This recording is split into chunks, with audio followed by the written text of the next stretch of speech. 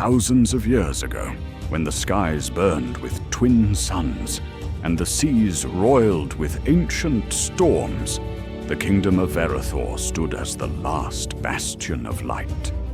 Forged in fire and defended by dragonkin, Verathor thrived under the rule of Queen Alyra Flameheart, the last of the Emberborn, those gifted with the fire of dragons in their veins. For centuries, peace reigned, but peace is a fragile flame. In the far north, beneath the ruins of the Obsidian Spire, the Wormshade stirred. A creature born of shadow and void, it had slumbered for 1,000 years, bound by the will of Alyra's forebearers. But now, the ancient seals weakened, and with them, the world's balance. On the eve of the Red Moon, a vision came to Queen Alyra.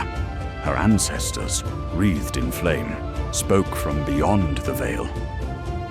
The Wormshade rises. If the Ember dies, so too does the world. Alyra knew what must be done. She summoned the Ember God, her fiercest warriors, and led them into the north. Among them was Kyle, a brooding warrior once bound to the Wormshade as a child, and saved by Alyra herself.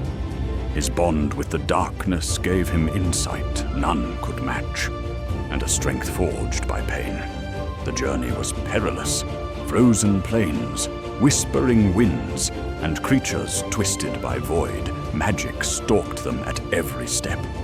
But the greatest danger waited in Kale's heart. The Wormshade whispered to him, promising power, redemption, and the throne. Each night, the voice grew stronger. At the spire's base, the final battle began.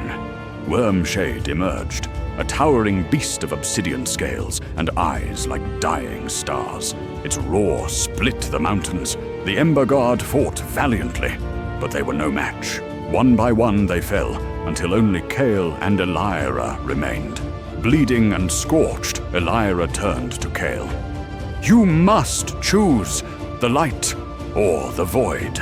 The Wormshade's voice thundered in Kale's mind. "You are mine. Let her burn." But Kale remembered a day long past, when Alyra pulled him from the darkness and gave him a name. With a cry, he plunged his blade into the spire's heart, unleashing a torrent of ancient fire. The last ember, it consumed them all. When the flames died, the spire was gone. So was Kale. Alyra stood alone, the ember now in her hand, a flickering flame, small but unyielding.